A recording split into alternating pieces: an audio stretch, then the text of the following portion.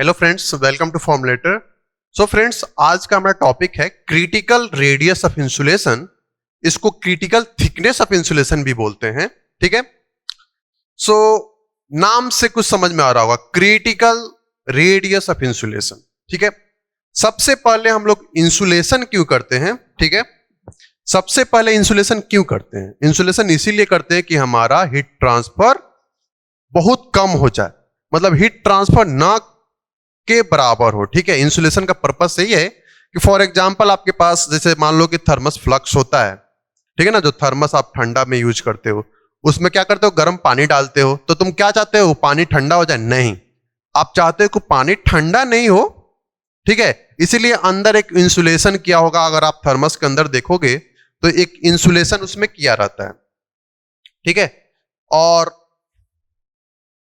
गर्मी के दिन में उसमें ठंडा पानी रखोगे तो आप नहीं चाहोगे कि बाहर से हमारा हीट उसमें इन करे। ठीक है। बाहर से उसमें हीट इन करे आप नहीं चाहोगे, इसीलिए आप इंसुलेशन किए रहते हो कि बाहर से भी हमारा हीट ना हो। यानी कि आप चाहते हो कि हमारा हीट ट्रांसफर हो ही नहीं, लेकिन प्रैक्टिकली ये पॉसिबल तो है नहीं, क्योंकि कोई भी ऐसा इंसुलेटिंग मटेरियल, जैसे आप प्लास्टिक पड़े होगे, रॉक, वूल, सो डस्ट, बहुत सारे इंसुलेटिंग मटेरियल है, उसका कुछ ना कुछ थर्मल कंडक्टिविटी होता है। मान लिया कि टेंड्स टू जीरो होता है, थोड़ा माइक को एडजस्ट कर ले। ठीक है। इंसुलेटिंग मटेरियल का मान लो थर्मल कंडक्टिविटी 0.001, 0.05, 0.02 कुछ होता है, लेकिन जीरो नहीं होता है। इसीलिए प्रैक्टिकली तो ऐसा पॉसिबल नहीं है कि आप इंसुलेशन कर दिए हीट ट्रांसफर होगा ही नहीं। होगा। ठीक है, होगा। ठीक है, जरूर होगा। क्रिटिकल कहने का मतलब क्या? जो तुम नहीं चाहते हो उसके अपोजिट हो जाए। तुम हीट ट्रांसफर चाहते नहीं हो एंड हीट ट्रांसफर हो और वो भी मैक्सिमम हो जाए। ठीक है। तो इसी सिचुएशन को बोलते हैं क्रिटिकल। तो पहले हम लोग क्रिटिकल रेडियस ऑफ इंसुलेशन को पढ़ने के पहले, इसको डिफाइन करने के पहले थोड़ा सा स्टार्ट करते हैं हम लोग। जो हमारा जैसे स्लैब हम लोग पढ़े कंडक्शन में, heat conduction through slab, cylinder, sphere. Slab का मतलब हमारा जैसे वॉल्स हो गया, जैसे यही हमारा वॉल्स हुआ। ठीक है, यही हमारे वॉल्स हुआ। तो इसमें अगर हम इंसुलेशन करें तो पर्पस क्या है कि हमारा हीट ट्रांसफर को कम करना, मतलब हीट ट्रांसफर को डिक्रीज करना। ठीक है, कम से कम करना, वो ज्यादा ना हो, हीट ट्रांसफर हमारा कम हो जाए।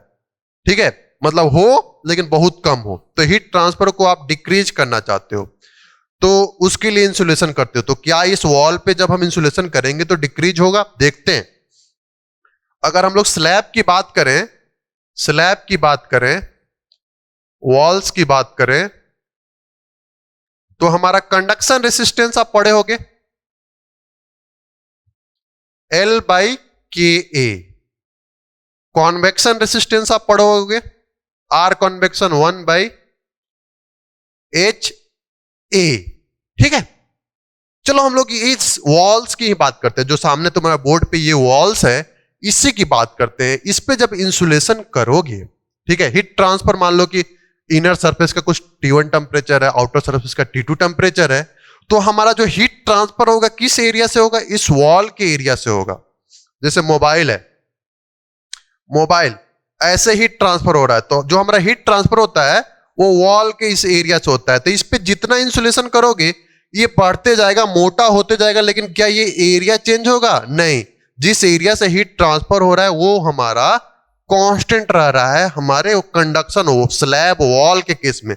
इस पे देखो, हम जैसे जैसे मतलब इंसुलेशन चढ़ाएंगे, ये मान लिया कि मोटा हो रहा है, लेकिन इसका जो एरिया है कांस्टेंट है। इवन अगर इस वॉल से कॉन्वेक्शन भी होगा तो इसी एरिया से होगा। यानी कि वॉल के कंडीशन में जो हमारा होता है एरिया, वो कांस्टेंट होता है। वॉल के कंडीशन में जो हमारा एरिया है कांस्टेंट है। वो कंडक्शन वाला एरिया बोलो या कॉन्वेक्शन वाला सरफेस एरिया बोलो, दोनों हमारा क्या है? कांस्टेंट है। ठीक है, कांस्टेंट है। हीट ट्रांसफर कोएफिशिएंट जो होगा हमारा कांस्टेंट होगा। मान लो कि बाहर में एयर है और तुम्हारे वॉल के बीच जो हीट ट्रांसफर कोएफिशिएंट होगा वो भी कांस्टेंट होगा। तो हमारा कॉन्वेक्शन रेसिस्टेंस कांस्टेंट है, मतलब इंसुलेशन करने से हमारा कॉन्वेक्शन के वजह से हीट ट्रांसफर में कोई चेंज नहीं होगा, जैसा है वैसा ही रहेगा। ठीक है। उसी तरह अब मान लो इस पे वॉल्स पे तुम मटेरियल चढ़ाए हो, अब हम लोग कंडक्शन रेसिस्टेंस की बात करें, एरिया कांस्टेंट है, मटेरियल चढ़ाए हो तो ये भी कांस्टेंट है। ये भी कांस्टेंट है। एल जो है वो कांस्टेंट नहीं है। एल लेंथ नहीं होता है, थिकनेस होता है। यही मोबाइल है, इसको जैसे जैसे इंसुलेशन करोगे तो ये मोटा होते जाएगा।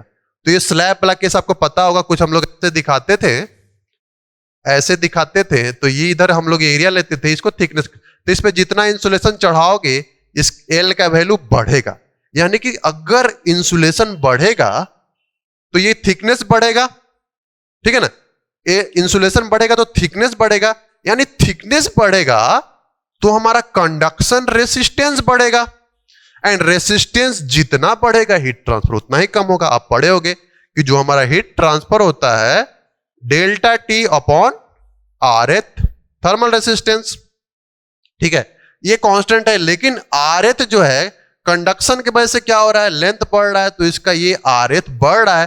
तो ये आर एथ जितना बढ़ेगा थर्मल रेसिस्टेंस कंडक्शन की वजह से, हीट ट्रांसफर उतना ही हमारा डिक्रीज होगा। यानी कि हमारा पर्पस जो है, वॉल्स के कंडीशन में हम लोग इंसुलेशन करेंगे तो हमारा हीट ट्रांसफर जो हम चाहते हैं कि कम से कम हो कि नहीं, या ना हो, ना तो होगा नहीं, एकदम डिक्रीज हो जाए।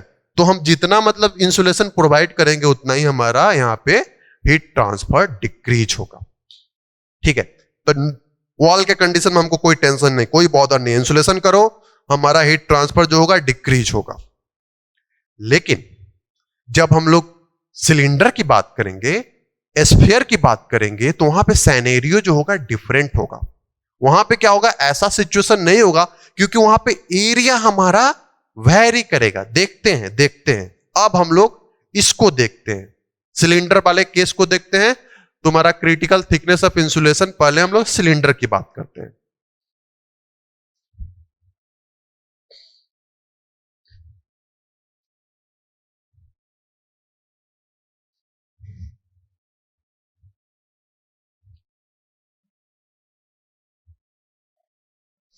ठीक है, एक आपको पता है सिलेंडर मतलब जैसे वायर हुआ, पाइप हुआ, वो सिलेंडर हुआ। हम जस्ट उसका बाहर का आउटर क्रॉस सेक्शंस बनाते हैं समझाने के लिए। जस्ट हम आउटर का क्रॉस सेक्शंस बनाते हैं, यही हमारा सिलेंडर है।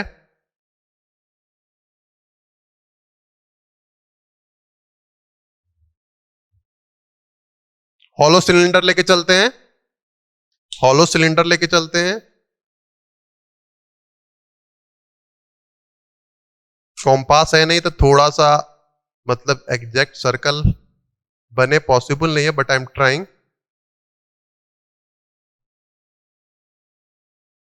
ठीक है, ये हमको सेमी कलर बनाना चाहिए था। एनीवे,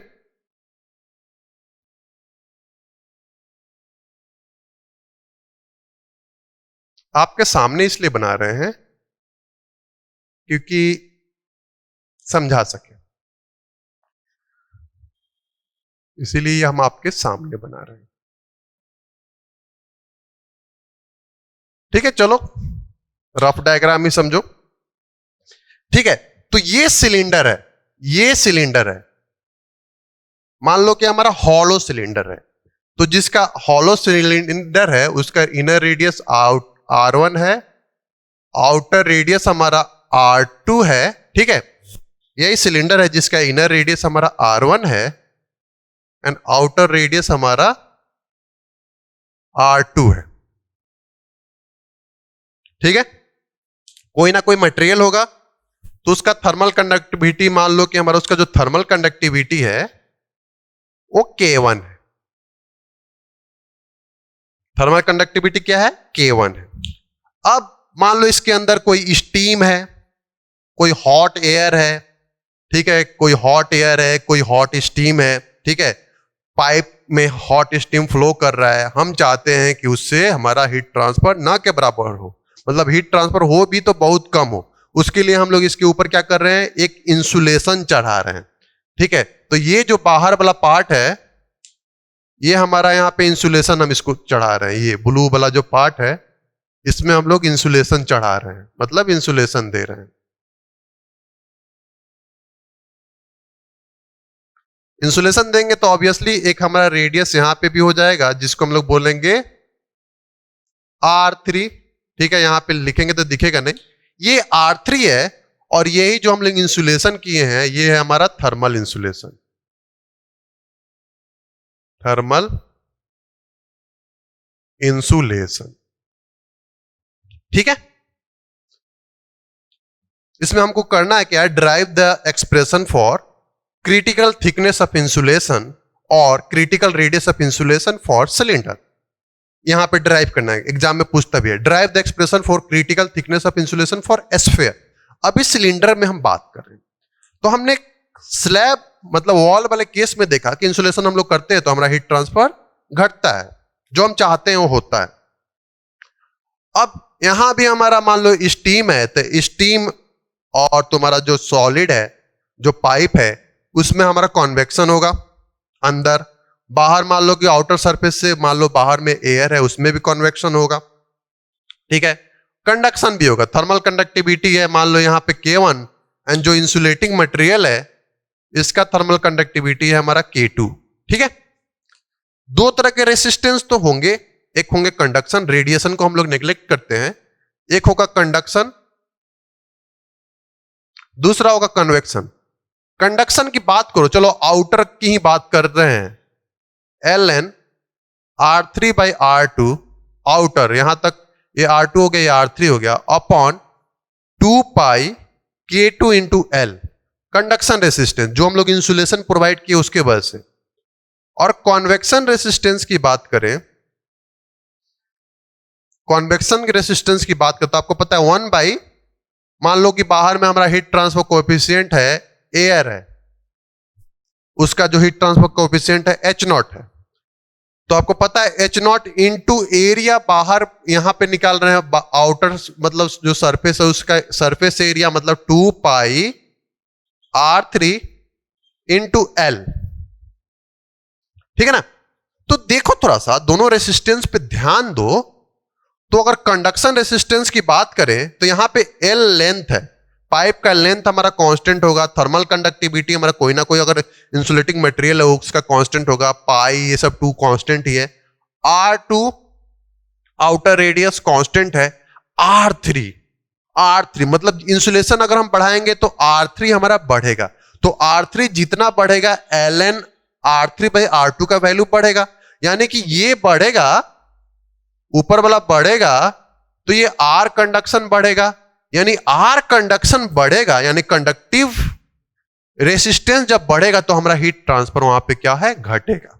ठीक है, यानी कि इसके वजह से जो हमारा हीट ट्रांसफर होगा सिलेंडर के केस में वो घटेगा। ठीक है, थोड़ा कन्वेक्शन वाला बात करते हैं, तो ये भी हमारा मान लो कि हमारा हीट ट्रांसफर कोएफिशिएंट कांस्टेंट होगा, L कांस्टेंट होगा, कांस्टेंट ये कांस्टेंट, लेकिन यहां पे R3 क्या है, कांस्टेंट नहीं है, ये वेरिएबल है। तो R3 जैसे जैसे बढ़ेगा, देखो कि डिनोमिनेटर में है, तो R3 जितना बढ़ेगा उतना ही हमारा R कन्वेक्शन घटेगा, यानी R3 के बढ़ने से हमारा R कन्वेक्शन, यहां पे R3 के बढ़ने से R कन्वेक्शन घटेगा, यानी कि रेसिस्टेंस ड्यू टू कन्वेक्शन घटेगा, तो वहां पे हीट ट्रांसफर हमारा बढ़ेगा। यानी अगर हम जहां पे रेडियस का वेरिएशन है जैसे सिलेंडर और स्फीयर की बात करो, तो वहां पे सिनेरियो डिफरेंट है, मतलब कंडक्टिव रेसिस्टेंस की वजह से हमारा हीट ट्रांसफर घट रहा है, कॉन्वेक्टिव हीट रेसिस्टेंस की वजह से हीट ट्रांसफर बढ़ रहा है। तो अब ओवरऑल हीट ट्रांसफर बढ़ेगा कि घटेगा, ये दोनों का मतलब कंबाइंड इफेक्ट कौन सा डोमिनेट हो रहा है, कंडक्टिव अगर डोमिनेट होगा तो हमारा हीट ट्रांसफर घटेगा, कॉन्वेक्टिव रेसिस्टेंस अगर डोमिनेट होगा तो हमारा हीट ट्रांसफर बढ़ेगा। तो हम लोग इसका कंबाइंड इफेक्ट देखेंगे, क्योंकि हम क्या चाहते हैं, हम चाहते हैं कि हीट ट्रांसफर कम से कम हो। क्रिटिकल का मतलब कि हम हीट ट्रांसफर नहीं चाहते हैं कि मैक्सिमम टू मैक्सिमम हो, लेकिन आपके कंट्रोल में नहीं है, हर चीज आपके कंट्रोल में नहीं हो, मैक्सिमम होगा ही। तो हम अब जानना चाहते हैं कि किस रेडियस ऑफ इंसुलेशन के करस्पॉन्ड हमारा हीट ट्रांसफर मैक्सिमम है, कितने रेडियस हम R3 को कितना तक ले जाएं कि हमारा heat transfer reaches to maximum. तो आप बोल सकते हो द रेडियस ऑफ इंसुलेशन और the thickness of insulation at which heat transfer reaches maximum is called critical radius of insulation and corresponding thickness is called critical thickness of insulation. Thickness समझ रहे हो ना, ये जैसे R2, R3 में से R2 घटा दो, R3 में से R2 घटा दो, तो ये हो जाएगा हमारा थिकनेस ऑफ इंसुलेशन। यानी अब हम फाइंड करना चाहते हैं कि किस R3 के करस्पॉन्ड हमारा हीट ट्रांसफर मैक्सिमम हो रहा है, तो उस R3 के मैक्सिमम हीट ट्रांसफर के करस्पॉन्ड जो R3 का वैल्यू होगा वही क्रिटिकल रेडियस ऑफ इंसुलेशन होगा। होपफुली आपको समझ में आया होगा, बड़ा मजे से समझ में आया होगा। अब इसको हम लोग डिराइव करते हैं, ठीक है।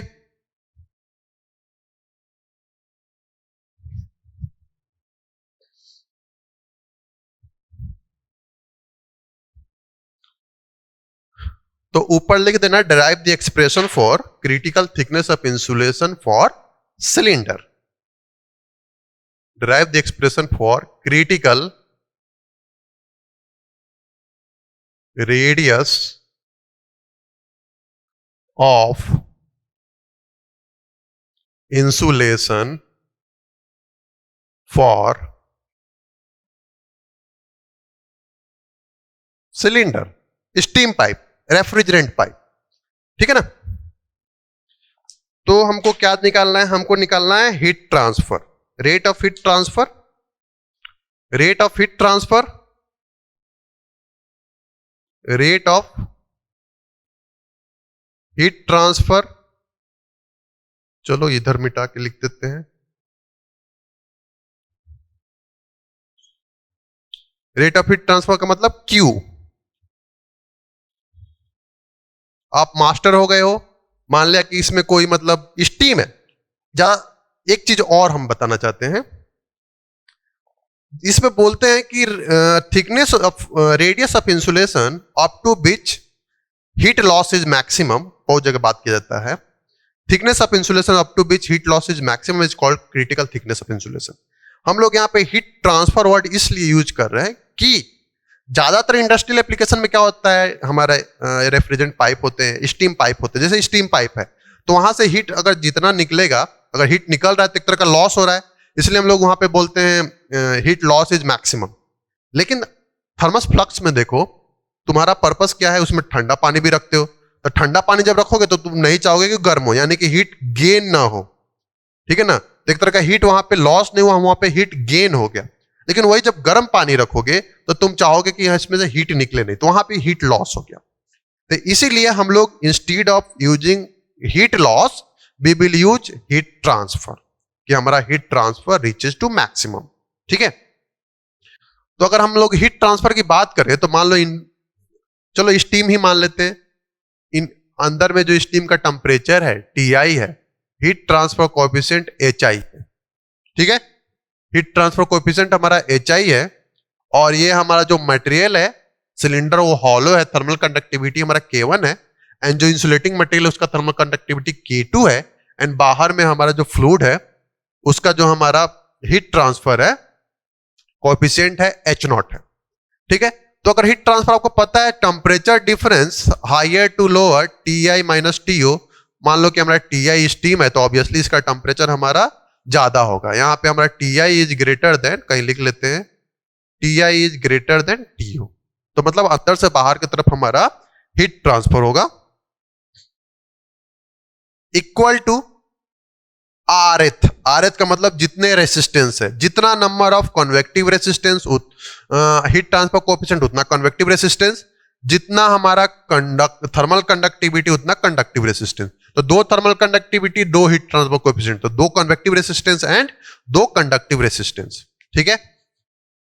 तो इसकी बात करो तो 1 by HI into area, area 2 pi inner area R1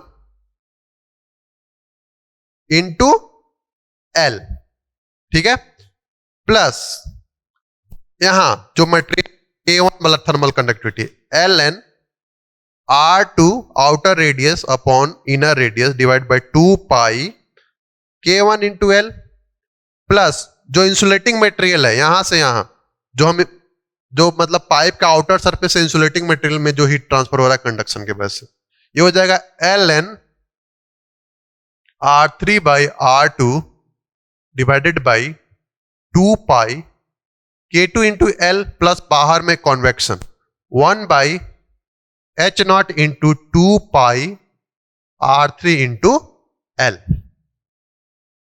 ठीक है, अब देखो 2 पाई L कॉमन है तो उसको ऊपर ले लेते हैं न्यूमरेटर में, तो जो हमारा हीट ट्रांसफर हो जाएगा ये हो जाएगा 2 पाई L divided by 1/HI into R1। ये हो जाएगा ln R2/R1 divided by K1 ln R3/R2 divided by K2 plus 1/HOR3। ठीक है,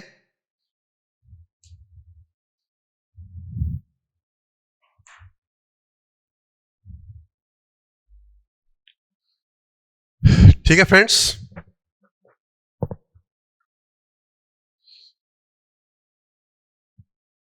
तो ये हीट ट्रांसफर हुआ। ठीक है, ये हमारा हीट ट्रांसफर हुआ।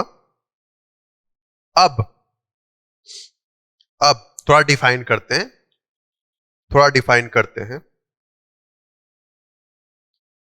If Q rate of heat transfer is plotted against R3 का मतलब radius of insulation, other parameter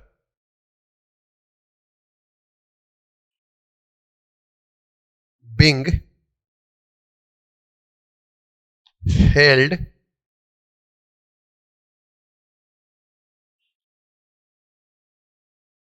constant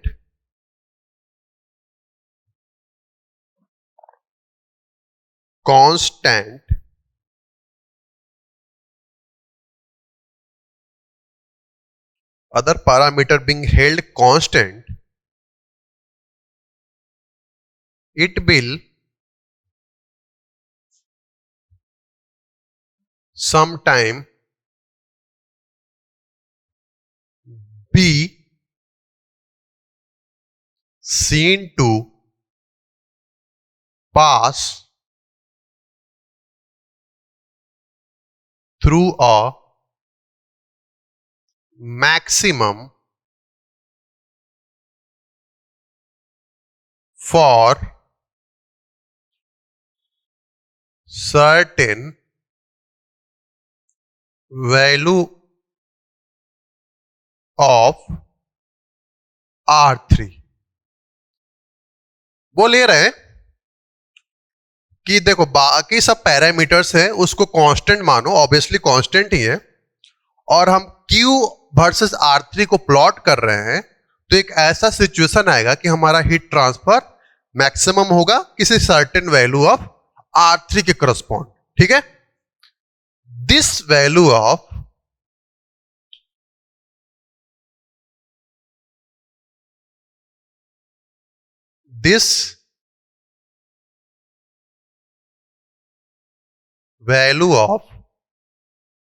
R3 is called critical radius of insulation। This value of R3 is called, मतलब R3 को जितना बढ़ा है critical radius of insulation, and corresponding thickness, मतलब कितना तुम इंसुलेशन चढ़ा है, करस्पॉन्डिंग थिकनेस मतलब R3 जहां पे क्रिटिकल मिला माइनस जहां से शुरू किए थे R2, वही क्रिटिकल थिकनेस हुआ। ठीक है, is called critical radius of insulation and corresponding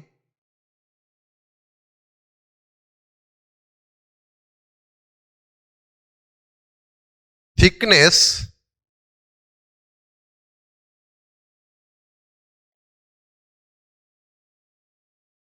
thickness is called critical thickness of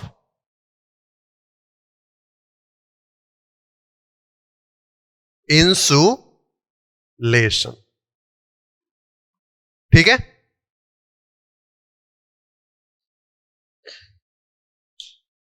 अब मैथमेटिकली हम फाइंड करना चाहते हैं कि हीट ट्रांसफर किस R3 के करस्पॉन्ड, R3 का क्या वैल्यू होगा कि हमारा हीट ट्रांसफर मैक्सिमम होगा। So for heat transfer to be maximum, for HT का मतलब heat transfer to be maximum, देखो यहां पे R1L कांस्टेंट, इसमें R2 है, R3 किसी में नहीं, इसमें R3 है, इसमें R3 है। एनीवे न्यूमरेटर हो गया, नीचे हो गया डिनोमिनेटर। तो डिनोमिनेटर जितना कम होगा हीट ट्रांसफर उतना ही ज्यादा होगा। मैक्सिमम अगर हीट ट्रांसफर हो तो numerator should be minimum. For heat transfer to be maximum, denominator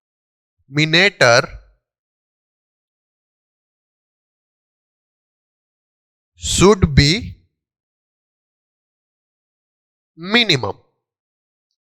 ठीक है, डिनोमिनेटर शुड बी मिनिमम। तो हमको इसका मिनिमा निकालना है कि यानी कि ये जो टर्म जो वेरी कर रहा है इसका मिनिमम वैल्यू निकालना है। तो मिनिमम मैक्सिमम के लिए क्या करते हो हम लोग, डिफरेंशिएट करते हैं, फर्स्ट डेरिवेटिव निकालते हैं। मान लो dy बाई dx निकालते हैं, where y is function of x। ठीक है, dy बाई dx निकालते हैं, उसमें x का वैल्यू निकालते हैं कि हमारा x का value dy by dx equal to 0, x का वैल्यू क्या है। उसके बाद सेकंड डेरिवेटिव निकालते हैं, सेकंड डेरिवेटिव पॉजिटिव हुआ तो मिनिमा, नेगेटिव हुआ तो मैक्सिमम। ठीक है, तो हम लोग इसको क्या करते हैं, एक बार डिफरेंशिएट करते हैं। ठीक है, for minimum value of R3 क्या करोगे, for minimum value of R3 इसको हम लोग डिफरेंशिएट करेंगे, डी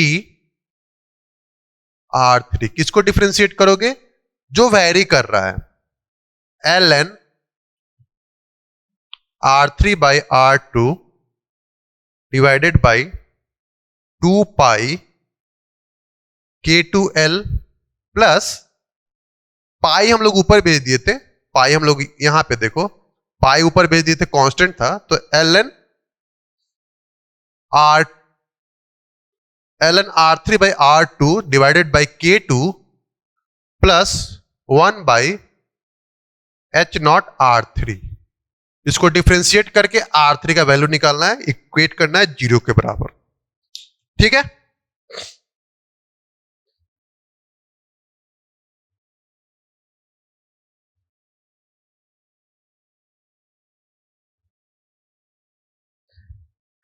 ठीक, चलो करते हैं डिफरेंशिएशन। तो आपको पता है कि ये जैसे log x by log y, log x minus log y, तो कांस्टेंट टर्म जो R2 वाला टर्म है उसको हटा देंगे, log x का जो डिफरेंशिएशन होगा 1 बाई x, मतलब ln R3 का हो जाएगा 1 बाई R3 और डिवाइडेड बाई K2।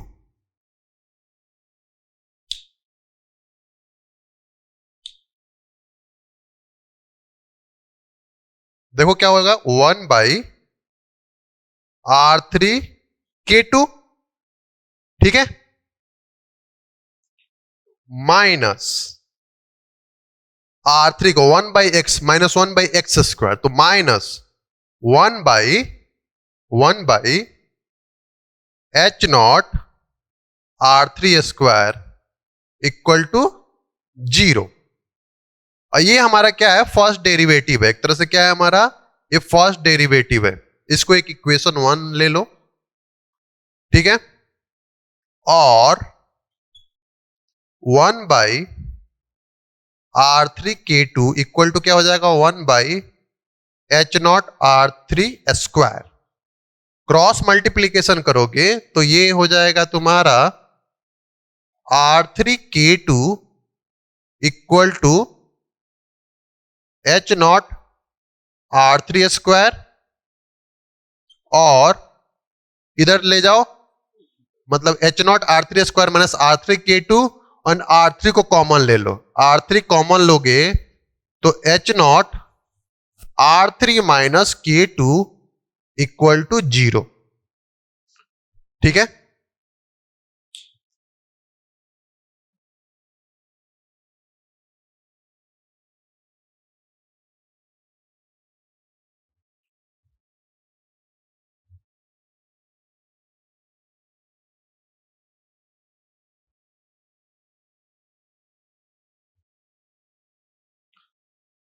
ठीक है। अब आपको पता है कि R3 रेडियस, R3 equal to 0, this factor equal to 0 और this factor equal to 0। So R3 not equal to 0 होगा, रेडियस 0 थोड़े होगा यहां पे, जब इंसुलेशन प्रोवाइड करे तो 0 है नहीं। ठीक है, ये वाला टर्म को 0 करेंगे, H naught R3 minus K2 equal to 0, ये 0 होगा। तो यहां से हमारा जो R3 आएगा वो क्या हो जाएगा, K2 by H not, K2 by H not. ठीक है, K2 बाई एच नॉट। इसी को मतलब इस R3 equal to K2 by H naught पे हमारा हीट ट्रांसफर जो होगा मैक्सिमम होगा। हीट ट्रांसफर क्या होगा, मैक्सिमम होगा। होगा कि नहीं, होगा कि नहीं, इसके लिए अभी हम ये वैल्यू निकालें, इस पे हमारा हीट ट्रांसफर या तो मैक्सिमम होगा या मिनिमम होगा। हम ये नहीं बोल रहे हैं कि मैक्सिमम ही होगा, ठीक है, या तो मैक्सिमम होगा या मिनिमम होगा, हमको सेकंड डेरिवेटिव चेक करना पड़ेगा। ठीक है, तो जो फर्स्ट डेरिवेटिव है हमारा निकला हुआ है इक्वेशन 1, देखो जो हमारा फर्स्ट डेरिवेटिव है, फर्स्ट डेरिवेटिव है d by D R3 of को जो टर्म था d by D R3 of ln R3 by R2 upon K2 plus 1 by H naught R3, ये हमारा निकला हुआ है कितना, कितना निकला हुआ है, 1 by R3 K2 minus H not R2 square, sorry R3 square. ठीक है ना। अब हम सेकेंड डेरिवेटिव चेक करना चाहते हैं, हैंस D2 बाई, ये D3 है, सॉरी ये D3 है, DQ कर दिए, D3 का सेकेंड डेरिवेटिव जो होगा इसी का सेकेंड डेरिवेटिव, ठीक है ना, इसी का सेकेंड डेरिवेटिव हो जाएगा of this term ln R3 by R2 divided by K2 plus 1 by DR3। इसका सेकेंड डेरिवेटिव का कहने का मतलब यहां पे एक डेरिवेटिव ला जाएगा d by DR3 of R3 K2 minus 1 by H naught R3 square. तो ये डिसाइड करेगा कि हमारा जो हीट ट्रांसफर होगा इस रेडियस के करस्पॉन्ड मैक्सिमम होगा कि मिनिमम होगा।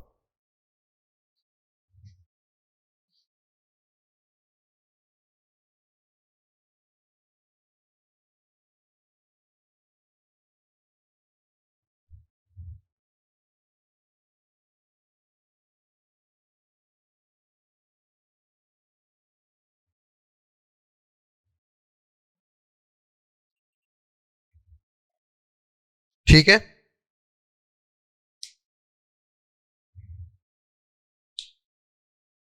सो this I am not writing again and again इतना बड़ा term, this equal to second derivative equal to, इसका डेरिवेटिव निकालो R3 के रेस्पेक्ट में, जब इसको आप,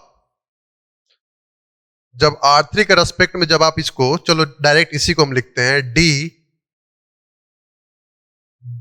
d by DR3 of 1 by R3 K2 minus 1 by H naught R3 square.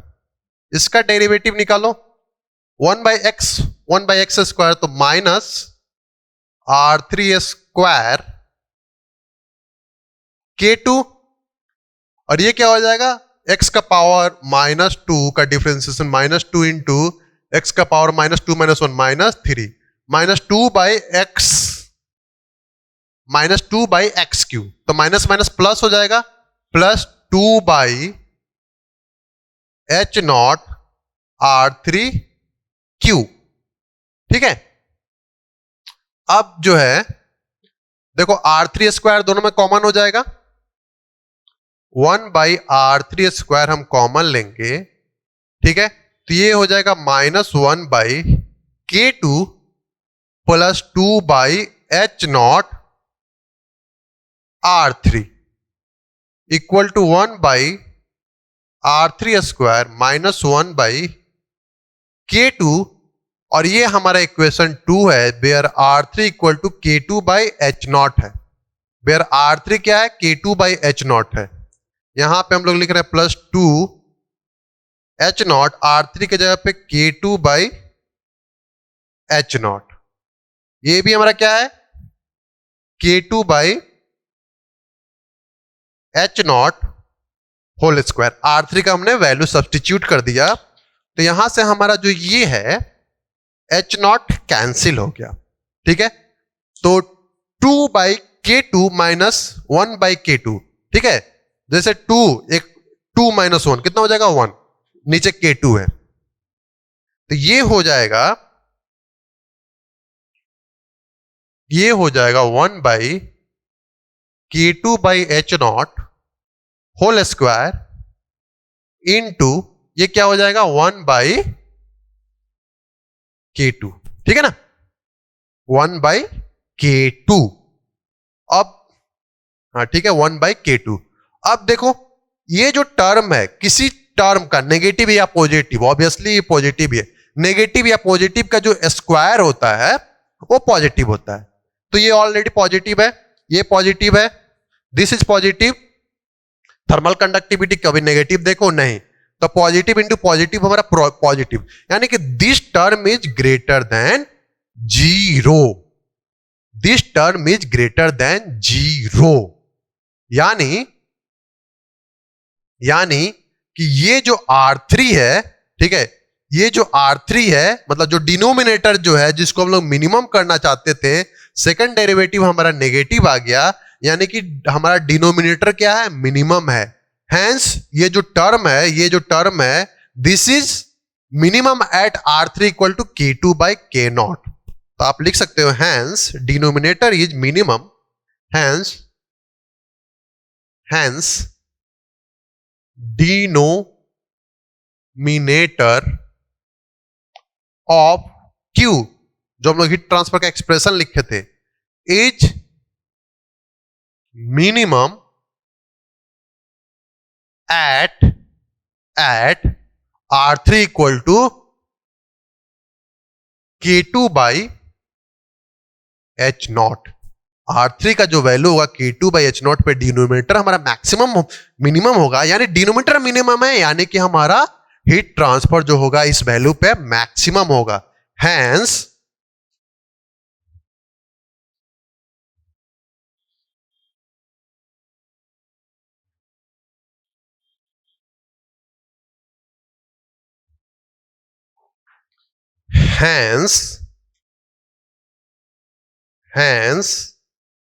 heat transfer is maximum at R3 equal to K2 by H0। Hence thus ये जो R3 है, यही है हमारा R3 क्रिटिकल, यही है हमारा क्रिटिकल रेडियस, क्योंकि यहां पे हमारा हीट ट्रांसफर जो होगा मैक्सिमम होगा, यही होगा हमारा क्रिटिकल रेडियस।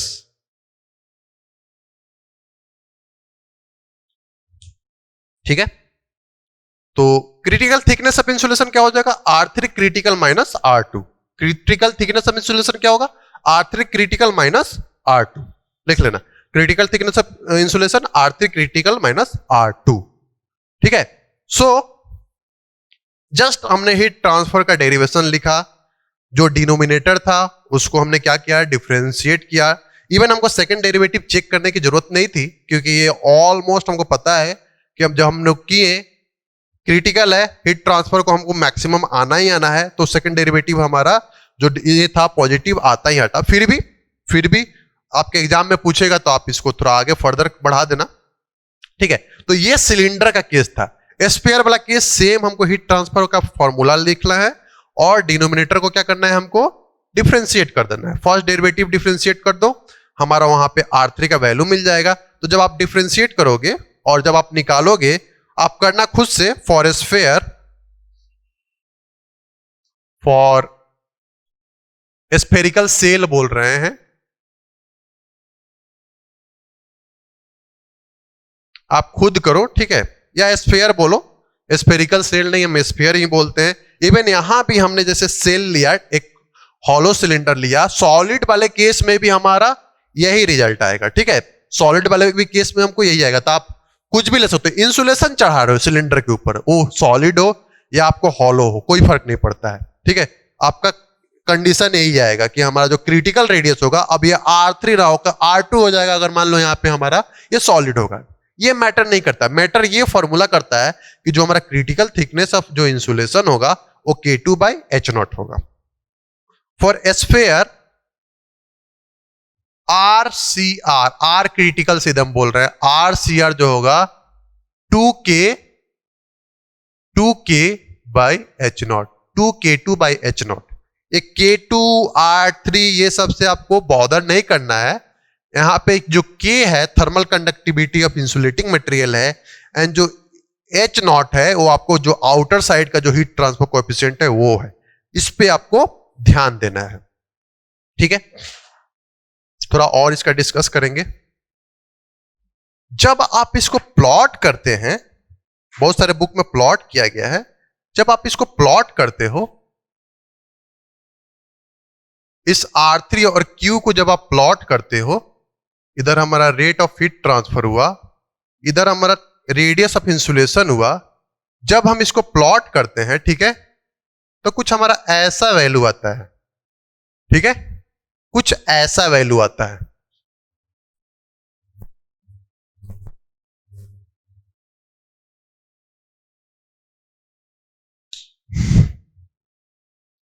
ये वैल्यू कहां का है, आप बोल सकते हो ये वेयर हाउस का वैल्यू है, जहां पे हमारा पाइप में जो हीट ट्रांसफर था उसका वैल्यू है, ठीक है, उसका वैल्यू है।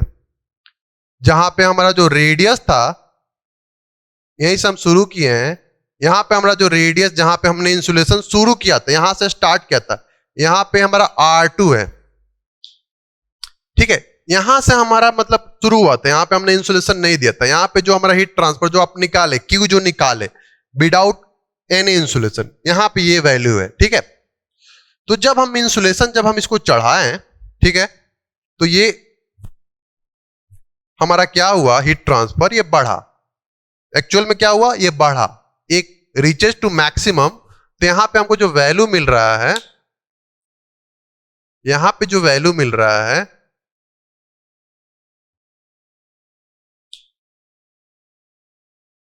ये हो गया हमारा Q मैक्स। इधर हमने हीट ट्रांसफर को प्लॉट किया। उसके बाद क्या होता है, ये डिक्रीज करता है, ठीक है। तो किस रेडियस पे मैक्सिमम हो रहा है, जब हमारा ये थिकनेस ऑफ इंसुलेशन जो है, ये जो है मतलब R3 हमारा R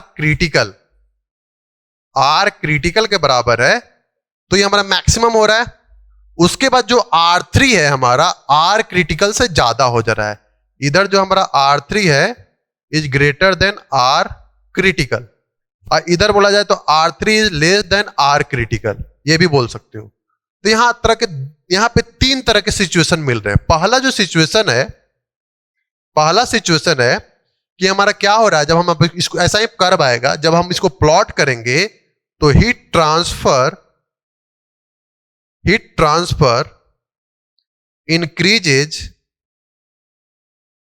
इंक्रीजेज फॉर R3, अब R3 रेडियस ऑफ इंसुलेशन, अब इंसुलेशन बढ़ा रहे हैं तो इंसुलेशन देने से क्या हो रहा है, हमारा हीट ट्रांसफर बढ़ रहा है.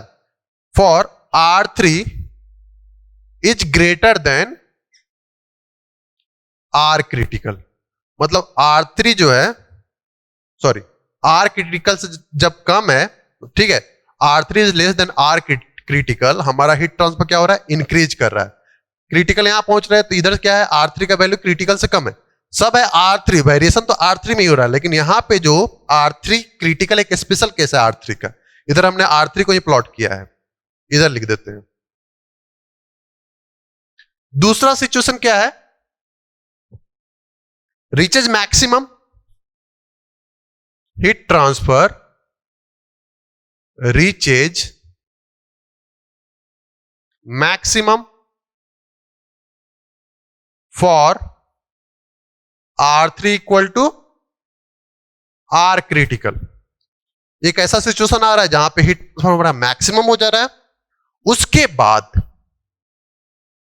बाद heat transfer decreases for R3 is greater than R critical. उसके बाद जो है, अब जैसे अब हम R3 से ऊपर इंसुलेशन करेंगे, ठीक है, मतलब R क्रिटिकल को ऊपर इंसुलेशन करेंगे तो R3 तो अब क्या हुआ, R क्रिटिकल से अब ज्यादा हो गया, तो वहां पे हमारा हीट ट्रांसफर डिक्रीज करता है. समझना बहुत जरूरी है, समझना बहुत जरूरी है. हमने इंसुलेशन क्यों किया, हमने इंसुलेशन किया हीट ट्रांसफर को डिक्रीज करने के लिए, लेकिन यहां पे उल्टा हो गया, हीट ट्रांसफर हमारा इंक्रीज कर गया. यानी कि सिलिंड्रिकल सेल में, इवन जब आप, चलो सिलेंडर की ही बात कर रहे हैं, सिलिंड्रिकल मतलब जो पाइप हुआ, ठीक है, हमारा जैसे रेफ्रिजरेंट पाइप हुआ, स्टीम पाइप हुआ, जो भी पाइप ब्लॉक केस हुआ, इलेक्ट्रिक वायर हुआ, इन सारे कंडीशन में क्या हो रहा है, हम चाह कुछ रहे हो कुछ और रहा है. हम इंसुलेशन जब दे रहे हैं तो सबसे पहले क्या हो रहा है, हीट ट्रांसफर बढ़ रहा है, वो एक मैक्सिमम वैल्यू अचीव कर ले रहा है, उसके बाद डिक्रीज होता है. यानी कि ये सिलिंड्रिकल केस में होता है कि पहले हमारा हीट ट्रांसफर बढ़ेगा एंड वो reaches to maximum and then उसके बाद क्या होता है, डिक्रीज करता है. मतलब सिलेंडर के हर केस में, वो रेफ्रिजरेंट पाइप हो, स्टीम पाइप हो, इलेक्ट्रिक वायर हो, सब में क्या होगा, पहले हीट ट्रांसफर बढ़ेगा, मैक्सिमम वैल्यू पे पहुंचेगा और डिक्रीज, यानी क्रिटिकल सिचुएशन आना ही आना है. ठीक, तो एक, चलो इसको पहले मिटाते हैं और कुछ सोचते हैं और आपको बताते हैं. सोचना क्या है, यही कि मान लो कि हमारे पास हॉट वाटर टैंक है, हॉट वाटर टैंक है और या स्टीम पाइप है, पाइप में स्टीम फ्लो कर रहा है, पाइप है, हॉट वाटर टैंक है, तो क्या हमको हर बार हर एक सिचुएशन में critical thickness of insulation, critical radius of insulation निकालना पड़ेगा? क्योंकि अगर हम इंसुलेशन कर रहे हैं तो वेल एंड गुड, लेकिन हमको insulation critical thickness of insulation के ऊपर करना है, उसके ऊपर बियॉन्ड करेंगे तभी हमारा हीट ट्रांसफर घटेगा. अगर नहीं किए तो हम जो चाह रहे हैं उसको भी बिगाड़ दे रहे हैं, क्योंकि और हम हीट ट्रांसफर को बढ़ा दे रहे हैं. तो क्या ये चीज बार बार चेक करना पड़ेगा? एब्सोल्युटली नॉट, चेक करने की जरूरत नहीं है. देखते हैं क्यों जरूरत नहीं है. जो critical thickness of insulation RCR जो होता है K2/H0 होता है. तो क्रिटिकल का मतलब क्या, मैक्सिमम टू मैक्सिमम हमारा थिकनेस क्या हो, कितना थिकनेस हम दें कि क्रिटिकल पहुंच जाए, उसके बाद फर्दर थिकनेस हम बढ़ाएंगे तो हमारा हीट ट्रांसफर घटेगा. तो इस R3 क्रिटिकल का प्रैक्टिकली अगर सोचा जाए तो क्या वैल्यू होना चाहिए? तो एक चीज तो क्लियर है कि अगर थर्मल कंडक्टिविटी बढ़ेगा तो क्रिटिकल रेडियस ऑफ इंसुलेशन हमारा बढ़ेगा. तो हम चाहेंगे कि हमारा जो इंसुलेटिंग मटेरियल है उसका जो मतलब थर्मल कंडक्टिविटी है कम से कम है. इंसुलेटिंग मटेरियल, अब हम स्टील की बात नहीं कर रहे हैं, वहां पे अब मान लो कि तुम कोई मेटल डाल दिए जैसे स्टील, अब तुम स्टील के ऊपर स्टील का इंसुलेशन करो, इतना मोटा, ड्रॉप तो एकदम ना के बराबर होगा. तुम मतलब लेमैन की काम करोगे, एकदम मोटा से मोटा इंसुलेशन बढ़ाते जाओगे, तो हम चलो वो सब बात नहीं कर रहे, हम लोग प्रैक्टिकल एज ए इंजीनियर बात कर रहे हैं। हमको वहां पे इंसुलेटिंग मटेरियल यूज करना है, कोई मेटल वोटल जिसका थर्मल कंडक्टिविटी ज्यादा है उसको यूज नहीं करना है।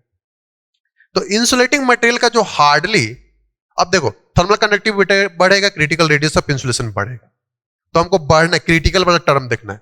हीट ट्रांसफर कोएफिशिएंट घटेगा, क्रिटिकल थिकनेस ऑफ इंसुलेशन हमारा बढ़ेगा। तो हमको ज्यादा से ज्यादा क्रिटिकल थिकनेस ऑफ इंसुलेशन क्या है, वर्स्ट केस में क्या होगा कि मैक्सिमम K2 क्या होगा, मिनिमम H0 क्या होगा, मैक्सिमम K2 क्या होगा, मिनिमम H0 क्या होगा। तो अगर इंसुलेटिंग मटेरियल का ये मैक्सिमम अगर हम बात करें, ये मैक्सिमम हम लोग बात करें कि हमारा क्रिटिकल थिकनेस ऑफ इंसुलेशन क्या होगा, तो हमारा K2 जो होगा थर्मल कंडक्टिविटी, इसका मैक्सिमम वैल्यू, ये ज्यादा इंसुलेटिंग मटेरियल का जो होता है उसका वैल्यू, और H0 का मिनिमम वैल्यू। आप देखोगे जो थर्मल कंडक्टिविटी इंसुलेटिंग मटेरियल समझते हो ना, रॉक वूल, सोडस्ट, प्लास्टिक, ठीक है, ये सब हमारा जैसे हुए, ये हमारे इंसुलेटिंग मटेरियल हुए। इसमें जो मैक्सिमम टू मैक्सिमम जो थर्मल कंडक्टिविटी आप देखोगे ये 0.05 के करीब आप देखोगे, इतना होता है। आप देख लेना आप डेटा बुक से, जो इंसुलेटिंग मटेरियल है ज्यादा से ज्यादा थर्मल कंडक्टिविटी, न्यूमेरिकल भी करोगे तो उसमें देखोगे ज्यादा से ज्यादा जो थर्मल कंडक्टिविटी होगा 0.05 होगा, ठीक है। Heat transfer coefficient, heat transfer अब दो तरह का हो गया, एक हो गया नेचुरल कन्वेक्शन, ये हो गया, एक हो गया फोर्स कन्वेक्शन।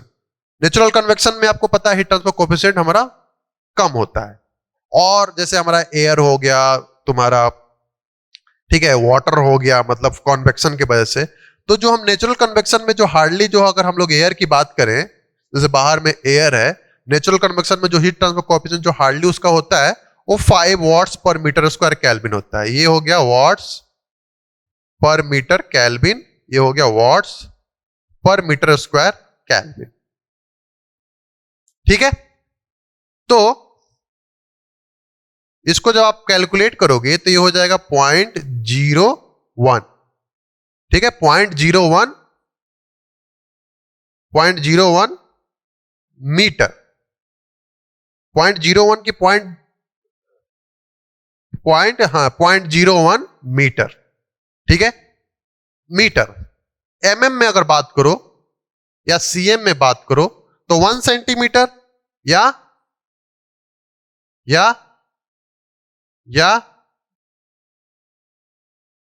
10 mm, ठीक है। यानी maximum critical radius of insulation जो हुआ नेचुरल कन्वेक्शन विथ हमारा जो मतलब मटेरियल है जिसका इंसुलेटिंग मटेरियल में जो सबसे ज्यादा थर्मल कंडक्टिविटी वाला है उसमें हमारा 10 mm यानी कि 1 सेंटीमीटर थिकनेस वाला है। यानी कि अगर हम आंख बंद करके भी इंसुलेशन करें तो मान लो कि हम लोग 1 सेंटीमीटर से हम ज्यादा के इंसुलेशन लें तो बाय डिफॉल्ट हमारा हीट ट्रांसफर क्या होगा, घटेगा ही, तो हमारा पर्पस फुलफिल होगा ही। ये तो मतलब जो क्रिटिकल वर्स्ट टू वर्स्ट तुम सोच सकते हो वो है। इवन रेडिएशन इफेक्ट, अगर इसमें रेडिएशन का अगर वो ले लो मतलब रेसिस्टेंस, तो वो इस वैल्यू को और कम कर देगा, 10 mm से भी कम हो जाएगा, 10 mm से भी कम हो जाएगा। और अगर फोर्स्ड कन्वेक्शन की बात करो, जब हम फोर्स्ड कन्वेक्शन का केस लेंगे तो उसमें हीट ट्रांसफर कोएफिशिएंट क्या होगा, बढ़ जाएगा। तो हीट ट्रांसफर कोएफिशिएंट बढ़ने के वजह से जो हमारा ये क्रिटिकल रेडियस ऑफ इंसुलेशन का जो मैक्सिमम वैल्यू होगा वो हमारा 1 mm 2 mm के करीब पहुंचेगा, मतलब और कम हो जाएगा। यानी हमको इंसुलेशन करने के लिए बॉदर नहीं करना है कि हमको बार बार क्रिटिकल रेडियस ऑफ इंसुलेशन को चेक करना है, बार बार बॉदर नहीं करना है कि हम critical thickness of insulation, critical radius of insulation को चेक करें या ना करें। ये हो गया मैक्सिमम कंडीशन जो आप ज्यादा से ज्यादा सोच सकते हो 10 mm, लेकिन रेडिएशन इफेक्ट की वजह से ये वैल्यू भी कम होगा। एंड जब हम फोर्स कन्वेक्शन लेंगे तो ये अराउंड 1 mm के अप्रॉक्स पहुंच जाएगा। यानी 1 mm समझ सकते हो ना, उतना कम इंसुलेशन तो कोई करेगा भी नहीं, ऑब्वियसली उतना कोई करता भी नहीं, उससे ज्यादा ही करेगा, ठीक है। अब हम इंजीनियर हैं, हम तो स्मार्ट है ना हम तो स्मार्ट है ना। अब हम क्या करेंगे, हम कुछ और करेंगे। ये तो हमको पता चल गया कि ऐसा होता है। जब हमको पता चल गया कि सिलेंडर वाले केस में इंसुलेशन प्रोवाइड करने से हीट ट्रांसफर बढ़ता है, तो हम क्यों ना अपने आप को ही अकॉर्डिंगली एडजस्ट कर लें। जैसे इसमें जैसे इलेक्ट्रिक वायर हुआ, इलेक्ट्रिक वायर है, आपको पता है कि सिलिंड्रिकल जो भी मतलब सिलेंडर है, पाइप है, उसमें इंसुलेशन प्रोवाइड करेंगे तो हमारा हीट ट्रांसफर क्या होगा, बढ़ेगा। तो इलेक्ट्रिक वायर में क्या है, देखोगे कि हमारा इलेक्ट्रिक वायर के ऊपर प्लास्टिक का कवर चढ़ा रहता है। तो कवर चढ़ाने से क्या होगा, हीट ट्रांसफर बढ़ता है। तो हम लोग प्लास्टिक मटेरियल का मतलब ऑपरेटिंग टेम्परेचर हम लोग सेफ लिमिट में रखते हैं कि वो पिघले नहीं, बरके नहीं, ठीक है। उसका डायमीटर बहुत कम होता है। तो हम लोग उसमें क्या है, उसमें कोई हमारे पास ऑप्शंस नहीं है। ऑब्वियसली इलेक्ट्रिक वायर जो है, चलो पहले एक कंडीशन बात कर लेते हैं, तब इलेक्ट्रिक वायर की बात करेंगे। ये समझ गए होंगे, केवल हम फॉर्मूला बता के छोड़ देते हैं, ठीक है, तो मजा नहीं आता, इसलिए हम इसको समझाएं। बहुत इंपॉर्टेंट टॉपिक है, आपका एप्लीकेशन है, इसका फ्यूचर में एप्लीकेशन है, ठीक है। तो अब हम हैं इंजीनियर, हमको पता है कि सिलेंडर वाले केस में हीट ट्रांसफर बढ़ेगा। तो इंसुलेशन देखो, ये आउटर रेडियस था, आउटर रेडियस था, उसके ऊपर किए। अब हमको पता है कि हमारा हीट ट्रांसफर जो बढ़ेगा, तो इंसुलेशन हम लोग नीचे भी तो कर सकते हैं, अंदर भी तो कर सकते हैं। जो थर्मस फ्लक्स है, बाहर में स्टील रहता है, मिल्टन का देख लो, अंदर में इंसुलेशन रहता है, बाहर में तो नहीं रहता है, बाहर में तो नहीं रहता है। तो इससे फायदा ये होगा कि हमारा इंसुलेटिंग मटेरियल हम लोग अंदर ही लगा दिए, और हमारा जो पाइप है, जो हमारा जो पाइप है, उसके डायमीटर को बाहर रखें, अंदर इंसुलेशन किए, तो हमारा जो हीट ट्रांसफर का जो काम था, बढ़ना था, अंदर बढ़ गया। उसके बाद जो आउटर रेडियस है, वहां से जब भी हम हीट ट्रांसफर को देखेंगे तो वो घटेगा ही। यहां से मान लो कि बढ़ना था, बीच में बढ़ गया, आउटर रेडियस के बाद घटना हुआ, एंड फर्दर जब हम एटमॉस्फेयर के कांटेक्ट में भी आए तो वहां भी घटा। तो हम लोग क्या करते हैं, steam pipe and refrigerant pipe में क्या करते हैं, steam pipe and refrigerant pipe में हम लोग क्या करते हैं,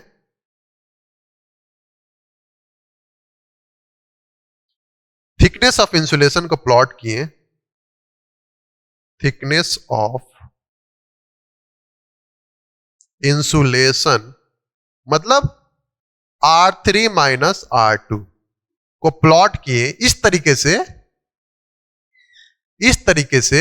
इधर हमारा हीट ट्रांसफर हो गया, इधर हमारा थिकनेस ऑफ इंसुलेशन को हमने प्लॉट किया इस तरीके से कि हमारा इंसुलेशन जो है, उसका जो रेडियस है ना R3, मतलब अंदर, R2 के अंदर ही इंसुलेशन कर दिए।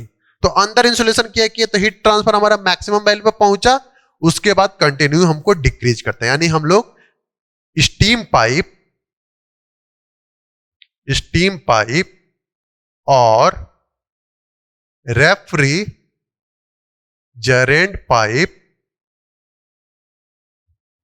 को डिजाइन इस तरीके से करते हैं कि जो हमारा R2 होता है, जो आउटर रेडियस होता है, आउटर रेडियस अगर हम लोग इसको R2 की बात करें तो ये ग्रेटर देन और इक्वल टू RCR होता है। RCR का मतलब K/H0। अब जो इंसुलेटिंग मटेरियल का K होगा, उससे हम लोग इसको ज्यादा रखते हैं, ठीक है ना। तो इसीलिए क्या होगा, स्टीम पाइप और रेफ्रिजरेंट पाइप में इंसुलेशन आपको दिखेगा नहीं, हम लोग उसको अंदर से करते हैं। अब हमको पता है कि हमको अगर ऊपर से भी करेंगे तो हमारा हीट ट्रांसफर बढ़ेगा घटेगा, तो क्यों ना हम नीचे से ही कर दे कि हीट ट्रांसफर बढ़े, उसके बाद हमारा सरफेस पे आए, जो हमारा आउटर सरफेस है, डायमीटर वहां तक है, उसके बाद अपने आप घटते रहे। ये हो गया हमारा स्टीम पाइप। दूसरा इलेक्ट्रिक वायर वाला कंडीशन है। इलेक्ट्रिक वायर के कंडीशन में अगेन हमारा इधर हीट ट्रांसफर प्लॉट किए, इधर thickness of insulation R3 R2 को प्लॉट किए।